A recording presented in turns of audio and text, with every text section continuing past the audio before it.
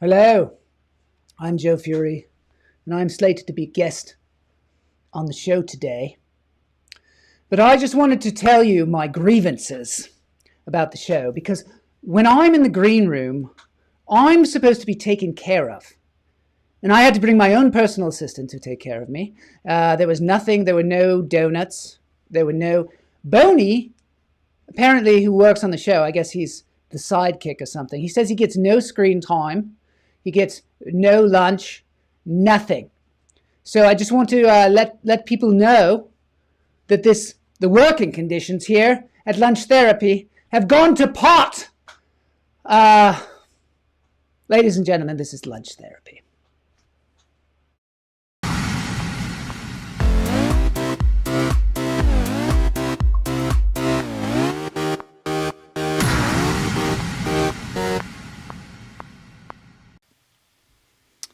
Hello, hummingbirds and buttercups. So good to be here. My name is, of course, Joe Fury. Hello, Kade Alexei. Very nice to see you. Todd Lee. You know, I looked in the Google Moog where I look to see whose birthdays it is, and it turns out it was Todd Lee's birthday yesterday, so I want to extend a hearty happy birthday to Todd Lee, and thank you for joining us today. Kamala Lopez, one of my favorite people that is running for vice president. Very nice to see you. And of course, Voodoo Dan 23, the master of the coasters. The master of the lighting. Whenever I do a show, I make sure that Voodoo Dan 23 does the lighting for my shows. Because it brings out my skin. I sometimes don't even have to wear crepe race when Dan lights me. So now, in true Lunch Therapy fashion, I am going to lead the breathing. So, in through the nose, out through the toes. Make sure you hold the breath. Hold it. This is very good for you, by the way. Very good for you. Let it go. Tomorrow we will be talking with a gentleman called Agyat. Agyat is very, very interesting gentleman that we've been wanting to get on the show for a long time, and he's going to be talking to us all the way from India. But that's tomorrow. Today, we have a lot planned. I'm going to be doing some stand-up comedy later on. That's a lot of spotted dick. I love the humor, the body humor. And again, in through the nose, out through the toes. Hold the breath, and then let it out. Yes, it is very, very good for you to always feel as if you are here in the moment, in the now, and being present. So one more. In through the nose, out through the toes, and we'll get on with the show. Hold it. And let it out. Now I'm going to go to a portion of the show that is very high tech. It's for the young folks out there. It's some kind of framing device where you can see me and you can also see a squirrel and some of the hashtags for lunch therapy. This is a video that was sent to me by Jay Gaffney. Jay Gaffney, he's one of my good friends, actually, Jay and I. Sometimes when I come up to Seattle, Washington, we'll knock back a few. We'll hang out by the Puget Sound and just reminisce to times. And he sent us this wonderful squirrel video. I hope you like it. It's kind of mundane. It's kind of a mundane thing. And then the chats can just flow. That's the one thing about this this super high-tech world that we live in is that the chats just keep flowing and flowing and flowing a lot of times, especially because I'm on the show. The chat room gets a little crowded. Because of all the chats. So far we have one there that says, is Jay's squirrel? Is that Jay's squirrel friend? Well, yes, that is Jay's squirrel friend. Now I'm going to move on to some more hardcore videos of some serious animals in a very large frame format. And this is it. We have here, it's showing the chats. There. We have a lovely raccoon. On the show, sometimes they call them trash pandas. I don't understand it, really. It seems like a naughty way to refer to raccoons, but let's let it roll, because this raccoon, or trash panda, if you will, is eating grapes! And we love grapes! I see that Jay Gaffney has joined us. His name is Harry Nuts, the squirrel friend, for those of you that wondered.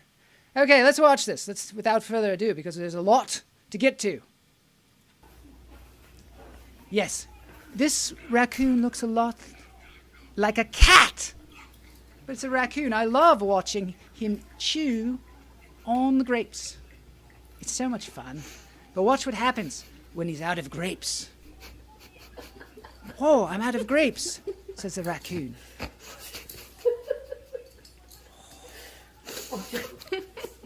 Oh, there we go. Okay, so there's that, which is quite extraordinary. Now for the next extraordinary video that I'm going to show you. How does this thing work? I don't know. Oh, a pig! This is a pig sleeping under a blanket. Some of you like to eat pigs, and you like to think of pigs in a blanket, and it makes you hungry.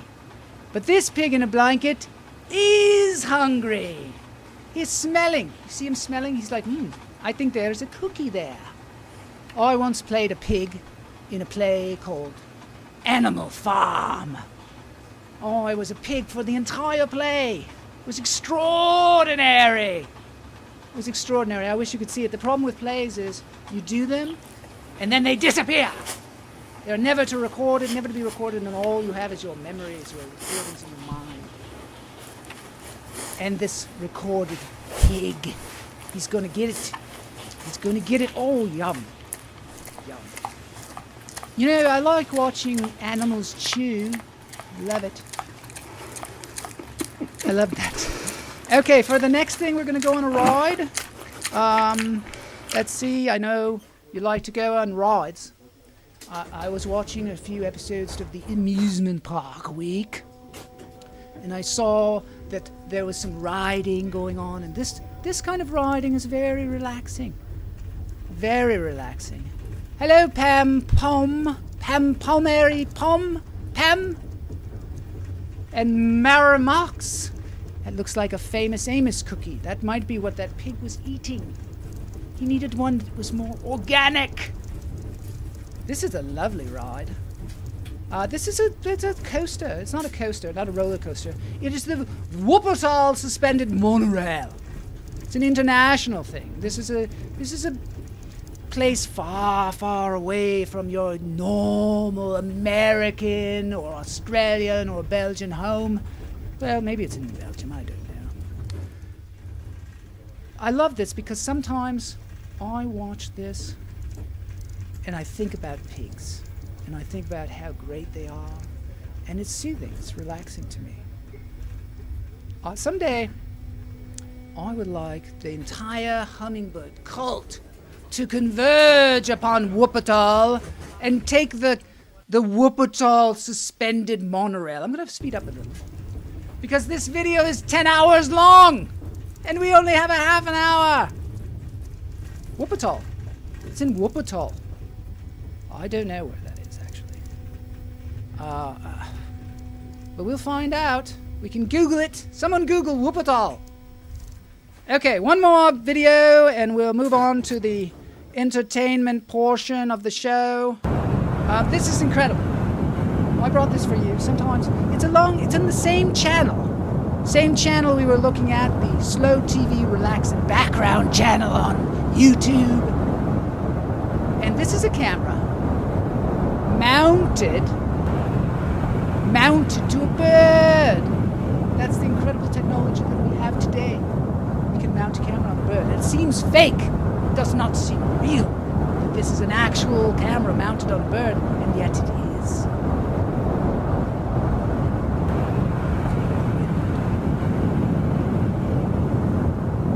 I feel like I'm at Disneyland. It is the kind of feeling. Sometimes when I make love to a woman, she says, "Joe, your body is like an amusement park." And then she breaks into that wonderful song, "Your body is a wonderland." You know the song about the body being a wonderland? Well, they say amusement park. All the lots of them. Let's see what the comments are. That's insane. That is insane. Seems so calm. That's what a lot of people say about Joe Fury as well. Hooktail, birthplace of cans and whoop-ass. So this is lovely. I invite you to go to the channel, relax on something. The Slow TV Relax and Background. It's a lovely channel. And now, one more thing. We're going to ride the Joker. This is the Joker roller coaster. And it's my favorite roller coaster because someday I'm going to play the Joker.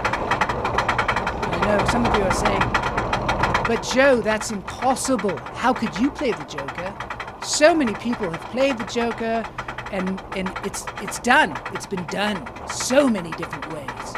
But you have no idea what I would bring to the Joker. Jared Leto brought his thing to the Joker, and then the other gentleman, Joaquin Phoenix, he also was a Joker, but he never did this! The Joker roller coaster. I would be like a roller coaster ride if I played the Joker. That bird was barely flapping. Yes, I like the way the quotes from the audience are after I see the video. I like that because he was coasting. Jared was coasting the whole time. Now we're into the actual ride, a great metaphor. Let's see who's here. Chaos Reborn! Heath Ledger. He was incredible. He was an incredible Joker. I think perhaps the best. But it killed him. Debated. It could be debated. But I think it might have killed him. Anyway, let's get on to the intelligent portion of the show and get off the roller coaster rides, the kiddie rides. I wanted to talk to you a little bit about today. We're going to be doing stand-up comedy later on, but right now I'm going to talk a little bit about my philosophy in life. And I'm going to show you a video here, and bear with me because it's a little old. It's a little old, but it illustrates a point that I want to make. And here it is, ladies and gentlemen.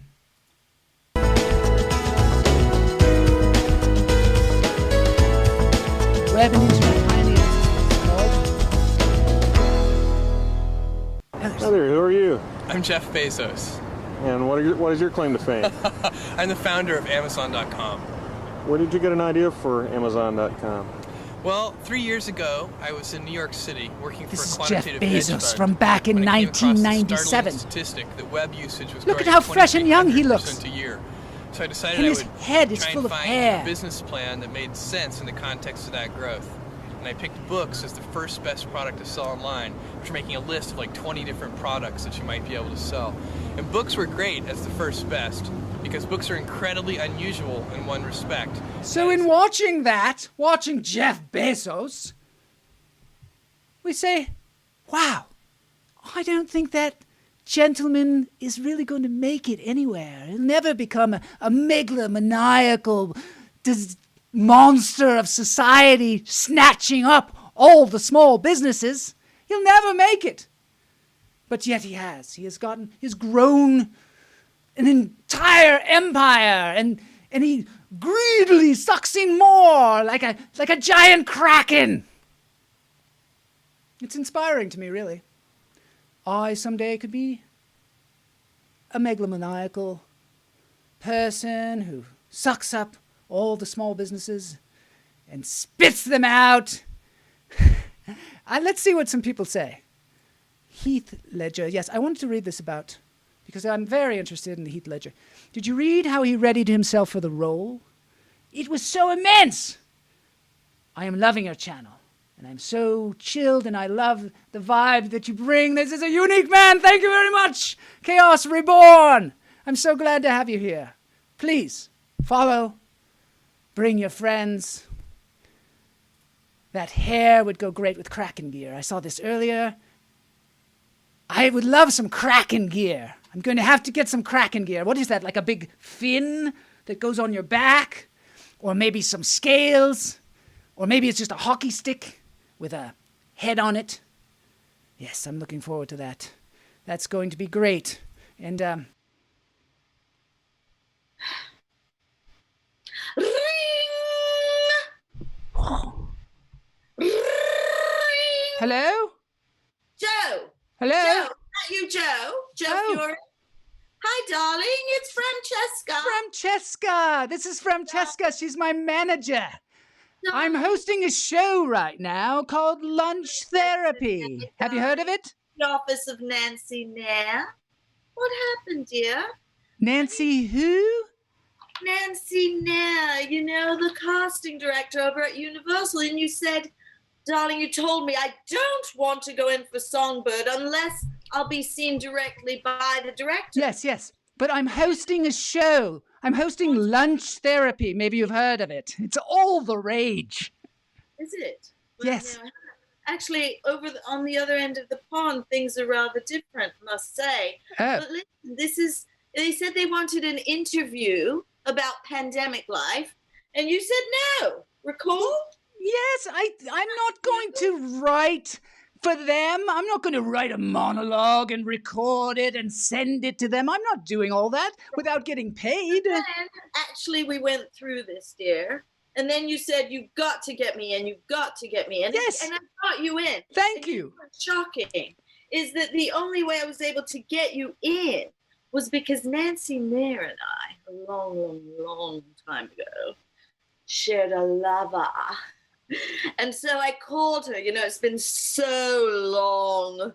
Just, water under the bridge, as it were. Yes. And, I said, I'm Nancy, hosting a show lovely actor. right now.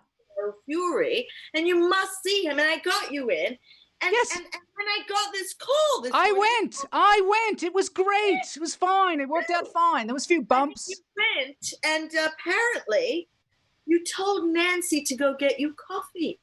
Why, yes, I got there and there was no coffee.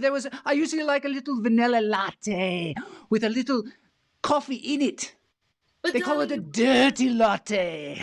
you were not on the set. You were in the foyer, as it were, the waiting room where the actors hang about. Yes. That's where Nancy came out, and you sent her off to get coffee. And then What? apparently there was a girl there, wasn't Yes. there? There's a lovely woman there. A Yeah. lovely woman. What did you do to her, for God's sake? Well, it's what she did to me. I dropped my script and it was under the desk. And I said, hey, could you help me get my script from under the desk? And we both got under there. And then one thing led to another. And it was quite beautiful, actually. Oh, God. Well, Joe, that was Megan Fox. Megan Fox. You know who Megan Fox She is? was kind of foxy. Yeah, she's a real fox. I mean, honestly, she's like, you look up fox in the dictionary, and then after it's got the one with, what does the fox say? Then it's got Megan, because she was in a film with Michael Bay. Historically, they had a lot of trouble. What was the film? What was the film? I think it was Transformers. Transformers? Is that about power supplies? No, it was about those thingies that turn into other things. Anyway, well, look, point is, Megan was there to make up. Nancy had worked hard to get Megan in. Megan was in, and then Michael comes into the room, Yes. finds you snogging. I never saw Michael. I saw a tall, blonde-haired gentleman. An older fella. The noggin. Yes, that was Michael Bay? You fucking decked Michael Bay. Well, he looked like he was going to punch me. His hand kind of pulled back, and I beat him to the punch. I just popped him in the nose. Knows he's the illegitimate son of John Frankenheimer. Everybody knows he's quite violent. Anyway, I did the play Frankenstein one time, and I played both the doctor and the monster. It was wonderful. Wonderful. You are magnificent. You are my most glorious client. And I've got to tell you that despite all of this, all of your strange behavior, Michael Bay was enamored. He just loved you. Bloody loved you, Joe. Loved you. He loved your passion. I don't blame him. I don't blame him. Just your irreverence. And most of all, he loved your right hook. So, fingers crossed on Songbird, darling. Oh, Tar, gotta run. Oh, well, I've got to get back to my show, Lunch Therapy. Maybe you should tune in. I'll be doing some stand-up comedy. Stand-up. What are those new bangs? Okay. Goodbye now. Why did you do that, dear? Why? Goodbye. Oh. I'm so sorry. That was my manager. But, I have to work. It's very, very difficult these days to get work. And, how am I going to be the next Joker if I don't do these piddly little Michael Bay projects? So, yes.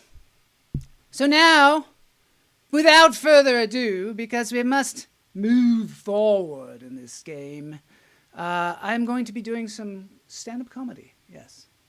Joe, you say Joe Fury. I can't believe it. I'm so excited that you're doing stand-up comedy. Yes, and I'm going to be doing it in the Trashy Pandas. Yes. Yes, she is a great manager. That's, one thing I like about my manager is she's present.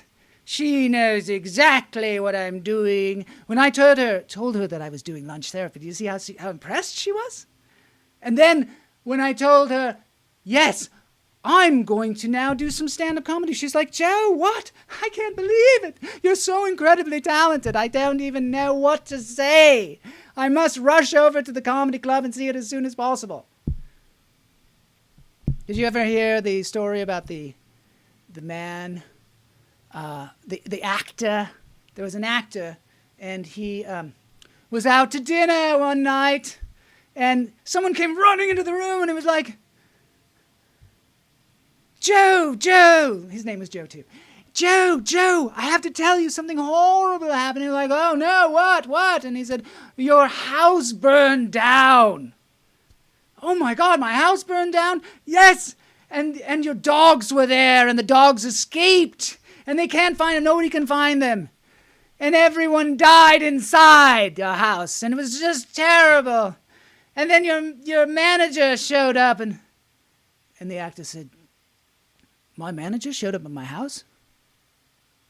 And that's the joke. That's just a little warm-up for my stand-up comedy that is coming next. Francesca is simply marvelous. She's simply marvelous. I will pass that on. I'm craving Fox. Well, I'm sure you're craving some comedy now, so let's just get in there and see what I can do.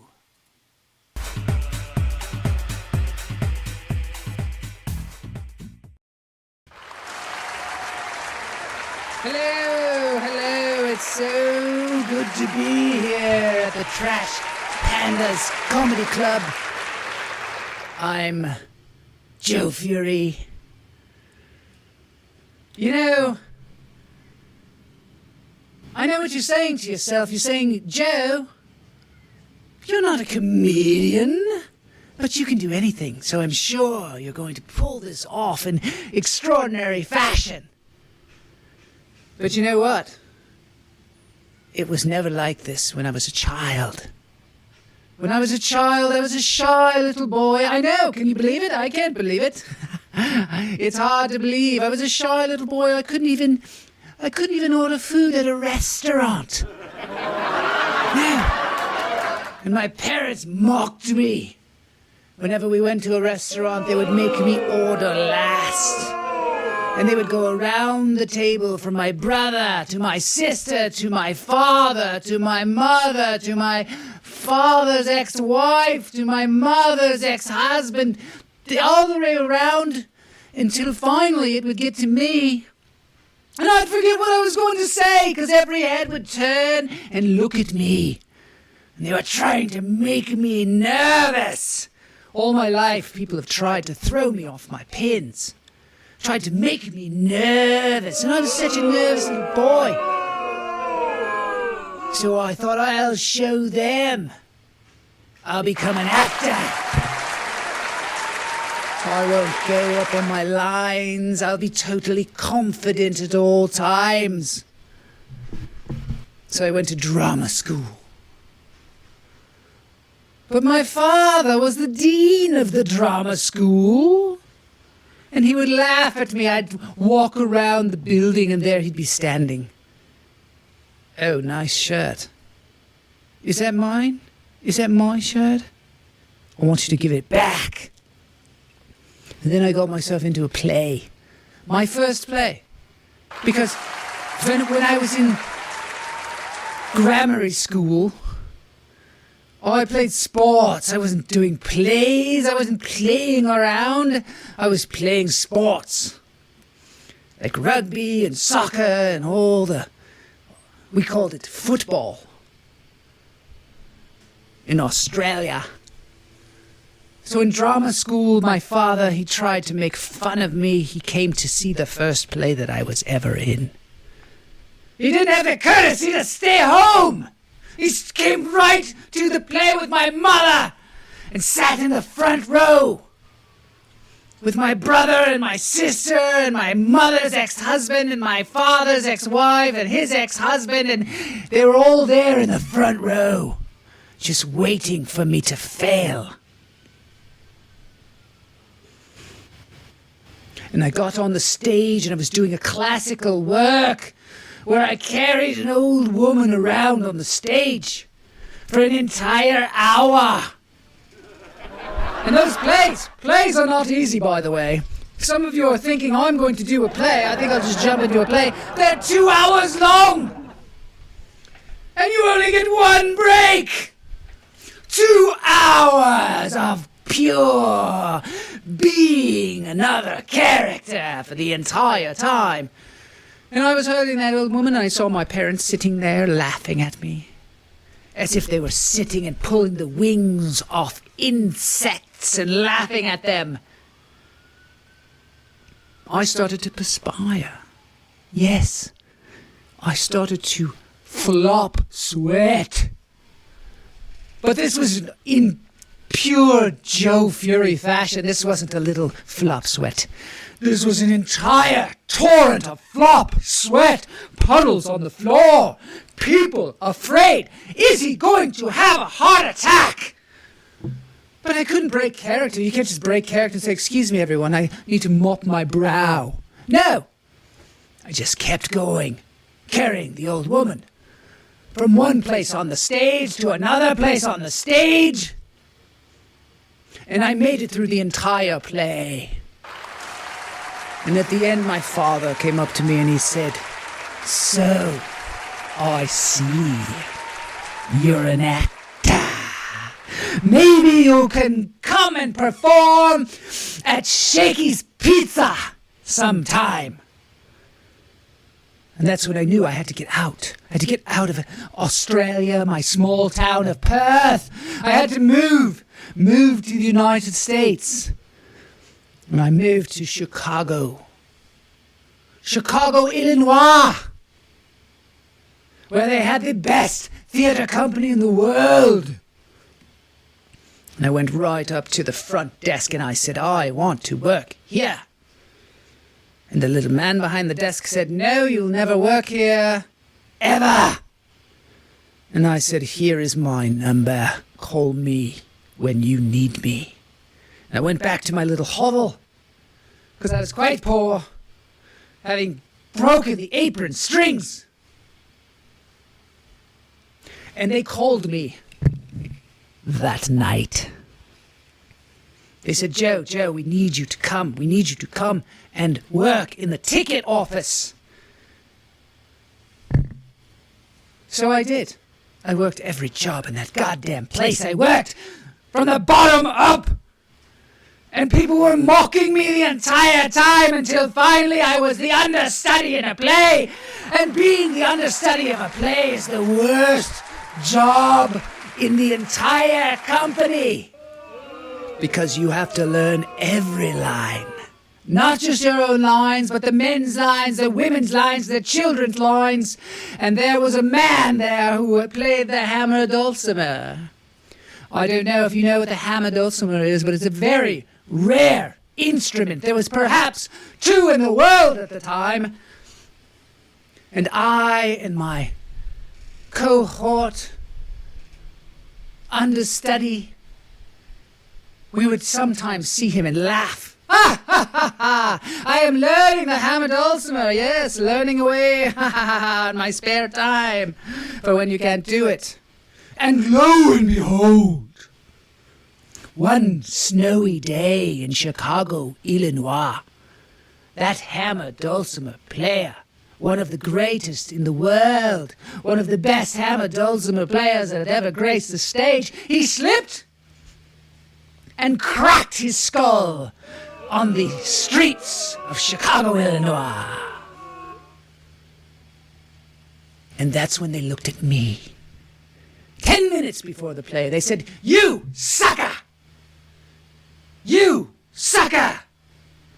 Split his costume and write some songs and get out there on the stage." And we said, "No, but we don't play the hammer dulcimer. We don't even know what one looks like." And they said, "Well, you must play something." We said, "We play a little guitar." And they said, "Get your guitars." So we got our guitars, and the play began long before we could write all the music. And they sat us down on the edge of the stage, right in the front, where everyone could see us.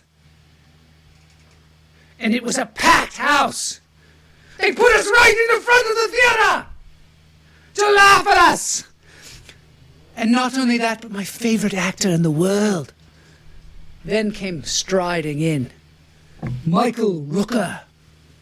The famous actor Michael Rooker sat down right in front of me, and he looked at me. He said, looked in the program, he said, "Joe Fury. Who's this Joe Fury? Let's see what you got."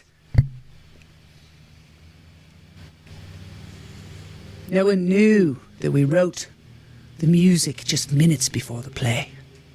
No one knew that we did not play the hammer dulcimer, that we were not virtuoso guitar players, so we're sitting there waiting for our cue.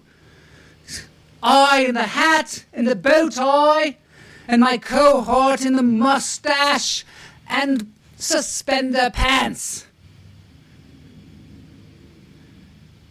And I'm sitting there on the stage, looking out at the audience, and they're looking back at me. "What you got? What you got?" Michael Rooker staring right at me, and I started to flop sweat. I started sweating so uncontrollably. I could see the people in the booth getting nervous. But it's a play. Oh, you can't stop the play. The play must go on. So I persisted, but the sweat was coming down in reams and puddles, and there was a lake below me on the floor. But I stayed on that stage. In my mind, I was thinking, when is it going to stop? When is it going to stop? You know, we're 75% water. How much water do I have left? I'm going to be a pile of powder on the stage by the end of this goddamn play.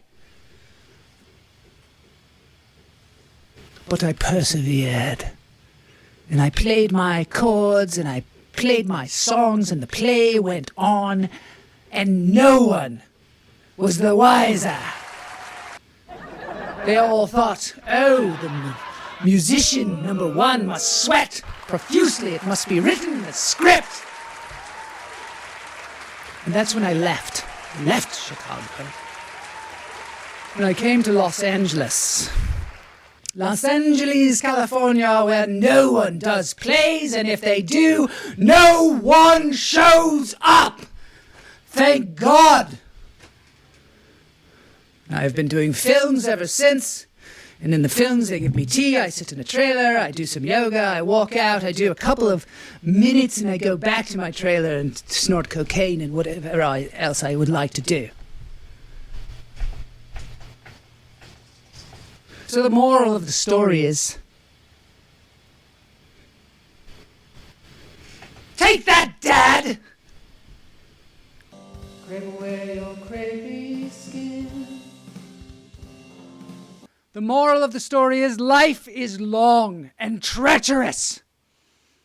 You're going to need some creperies. Thank you very much, and good night.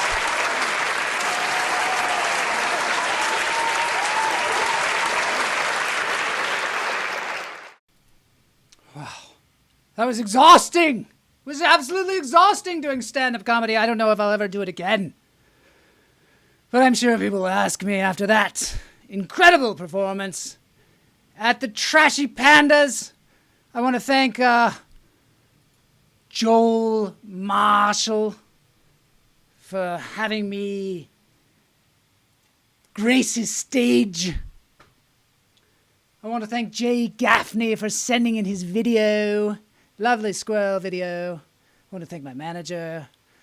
I want to thank my parents for suffering through the exhausting childhood that I had. And I want to thank, most of all, Voodoo Dan 23 for his love and support. Thank you, Mara Marks. Very much appreciated. Tomorrow, Joel Marshall will be back. He will be talking with the famed guru Agyat. Agyat is coming all the way from India. We talked about him, Joel and I. We talked and we thought, yes, now is the time. The hummingbirds can handle it. So now for the dance break, which is the final part of the show, I want to introduce to you a lovely friend of mine who I've known forever, as long as my life. This is in her younger days. Her name is Tracy Newman. She's a wonderful performer. She's wrote television shows such as According to Jim. She's had an incredible musical career. She's the sister of Lorraine Newman from Saturday Night Live, and this is her playing the banjo in 1962.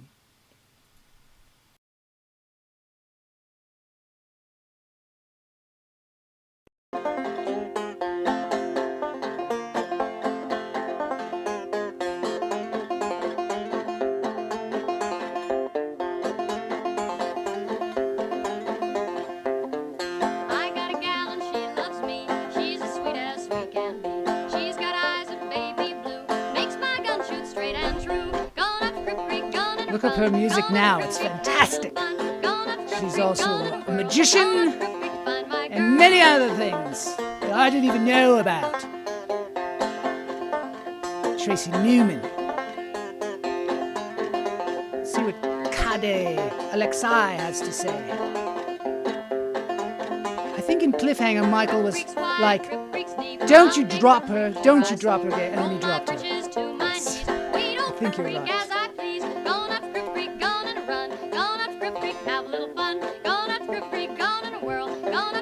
Thank you for joining us. This has been Lunch Therapy.